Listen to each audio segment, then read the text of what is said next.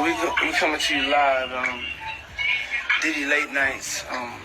Anything can happen. I'm just vibing. It's so wild. So wild. You gotta keep that. Yeah, Reggie.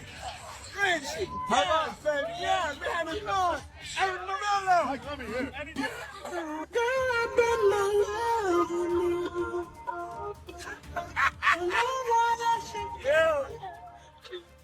What?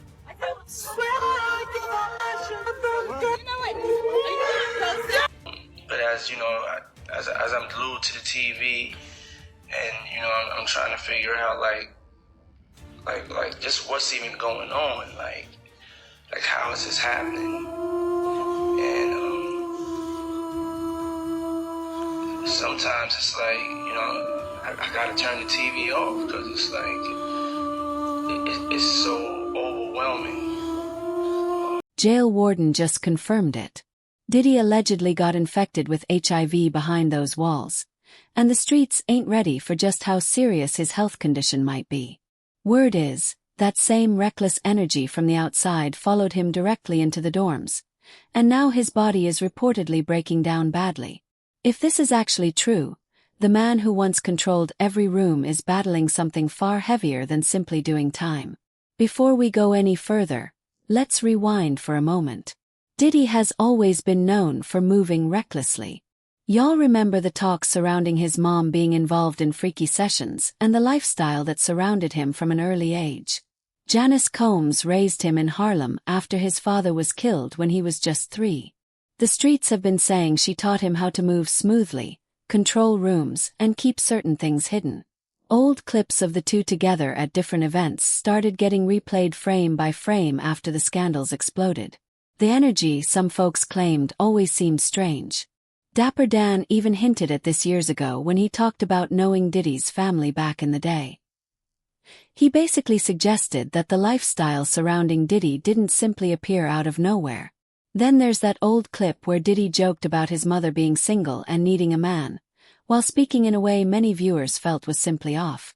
And once social media latched onto it, everything snowballed, because people started remembering stories connected to those alleged freak-off gatherings, the lip kisses, overly personal jokes, and the strange energy people say had always existed between them publicly. Okay. I want you to listen to this carefully.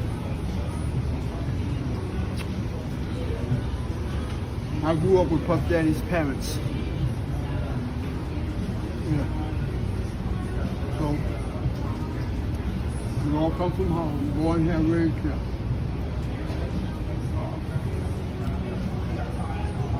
No matter what happens in the culture, it didn't just start.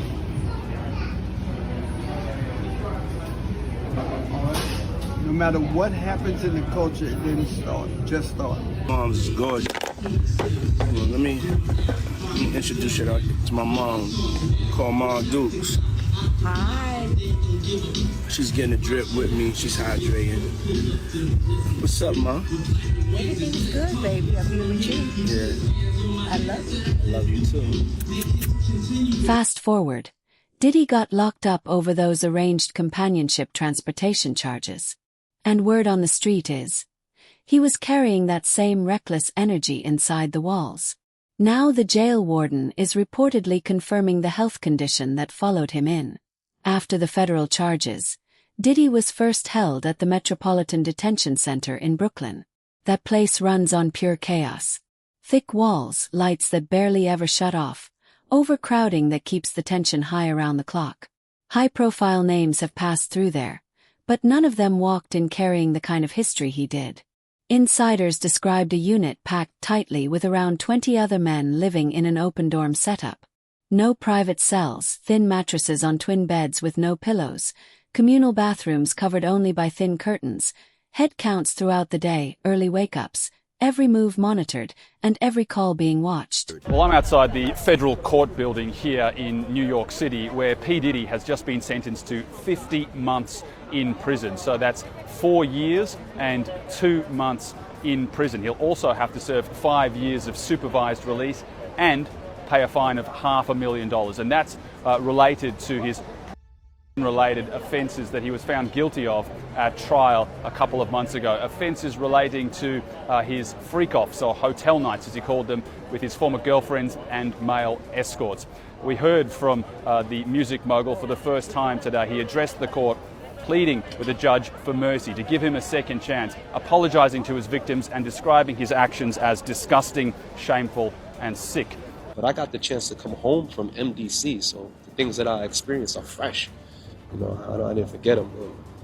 And I would always say, because, man, like, it's nothing that I've ever experienced before. I've experienced being in a cell on lockdown and not being fed. I've experienced where they cut the air off and we're in there as two grown men.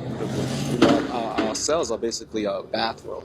They go to PC, a lot of them, because they know if you go out there, they're going to kill you. Everybody have a knife. When you first get there, when I first got to the USP, the first thing they hint me when I came out there, he said, "Hey, what's up, Trav?" He's like, "Man, look, come on in my room, bro." I said, "What's up, man? Keep this knife on you. Everybody got one." He said, "Boy, this is your driver's license right here. Keep this knife on you." Is that considered a shank? No, a knife. A real knife? Real knife. Where y'all get real knives from? The police officer bring them in. Power still flexed, though.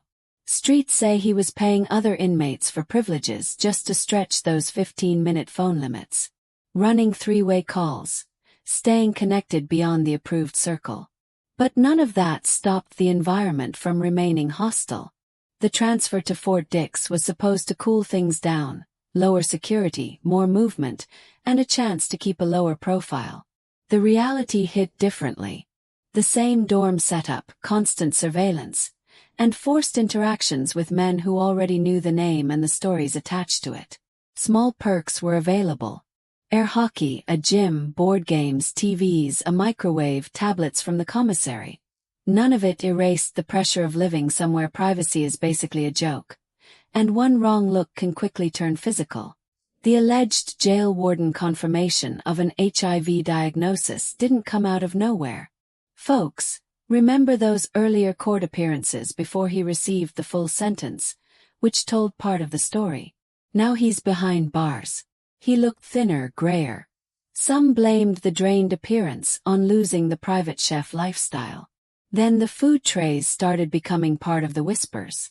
Maggot-infested meals allegedly moving through the system. Inmates refusing to eat rather than risk what was sitting on the plate. Appetite disappearing. But the streets moved past the diet talk real quick. That's why he wanted to get out, so bad. But I think that they're gonna railroad Diddy. Do I think that there are maggots in the food? I mean, I won't trust anything when you of the stature of Diddy. Do I think they give every inmate maggot food? Probably not. The weight loss and hollowed-out face pointed toward something more serious. An acute STD, allegedly HIV. Jaguar Wright had been outspoken about the health claims for a long time, saying he was battling it and hinting that at least 20 other men in the industry were supposedly in the same boat. Names were held for later. The alleged jail warden confirmation put those claims back on the record, turning those old warnings into something people found harder to dismiss. Could have that opportunity just like everybody else. I mean, he actually caught HIV, having a lot of women. Oh yeah, let's just go down the rabbit hole of all of his sins. I'm just saying. You want to know what's wild about that though? He faced that head up. He did. And he didn't stop doing what he's done. He an advocate. Now he did that. And period. Listen to me. He faced that head up. How many dudes is running around undetectable? G. Come on. In the game. Man. Because I could tell you 20 right now that I could rattle off names. The pattern that landed him there isn't anything new. For years, the streets have talked about the download lifestyle, male escorts, secret flights, closed-door parties, and freak-off events where boundaries disappeared and protection supposedly never made the guest list. Federal raids reportedly uncovered nearly 1,000 bottles of baby oil and little that appeared to be safety equipment, just the atmosphere and the risk. Phil Pines, a former assistant, revealed that stacks of substances were requested before the events. Male escorts who worked those sessions described the level of control, candles, veils, oil, a man pacing and directing every moment inside hotel suites that cost more per night than most people earn in an entire year. After the first few, it allegedly became mandatory to go without protection. The rules were strict. You couldn't leave until everything happened exactly that way.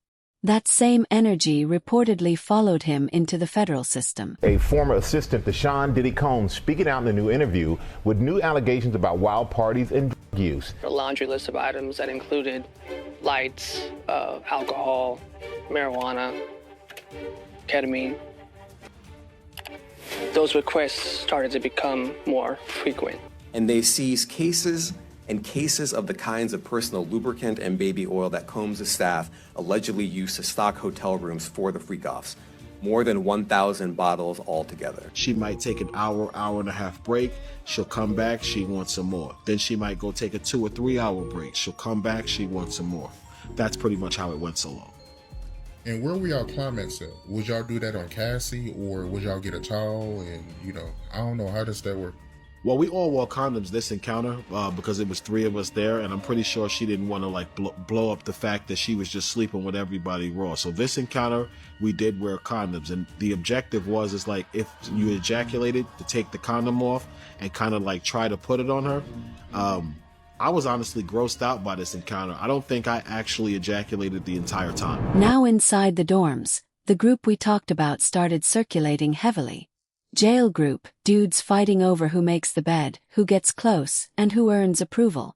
Full fan club energy behind the walls, no protection readily available, limited resources, communal living, the same reckless pattern from the outside world continuing in a space where containment is nearly impossible. According to you, the inmates are fighting over making his bed. Yep, well, really according to Lisa Evers, I want to give her credit. Diddy's such a big player in the game in terms of, his power, and he's that guy even in jail. Dudes are getting jealous at other dudes based on who made his bed. And I'm like, yo. So that's a real thing? Yeah. People are actually making his bed? Yeah. Staff confirmation of an alleged outbreak linked to the activity only poured more fuel on the fire. Multiple women from the old circle had already come forward discussing herpes after having contact with people connected to those parties. If something that spreads that easily allegedly made it through those free world sessions, the heavier diagnosis inside a dorm setting becomes harder for some people to write off. The streets are connecting every piece in real time. One side says the virus talk explains why he looked more drained than ever, while another side points at the grimy energy and asks how long an outbreak could stay contained inside a dorm setting. Some believe Diddy's mom, Janice Combs, groomed Diddy into what he's become today. Others focus on how the same lifestyle that built the empire could now be the same lifestyle eating away at the body from the inside. The man who once controlled every room now sits under constant watch while dealing with alleged health reports. The facility itself is dealing with competing demands for access and a diagnosis that allegedly followed him through the gates. The online community has been extremely loud. One user went off saying, "A bad mother can destroy a village." Another wrote, "Who kisses their mom in the mouth like that, weirdo?" Yet another said, "Geez, the Freak-Offs reunion show." Then another commenter wrote, "At this point, I need all Diddy's workers to come forward and tell us everything that's happening." At the end of the day, the streets are watching. The DL rumors, the male escorts, the prison chaos. It's all being framed as a continuation of a lifestyle that's allegedly been running for decades. But here's the real question. How deep does this rabbit hole go? Who else is caught up in Diddy's orbit? What else is sitting in those staff reports that hasn't fully hit the streets yet? And if the jail warden is allegedly confirming an HIV infection and serious condition, how much longer before the body gives out under the weight of everything that followed him in? Drop your thoughts in the comments because Diddy's whole circle is looking messy. And don't forget to like, subscribe, and check out our next video on the end screen.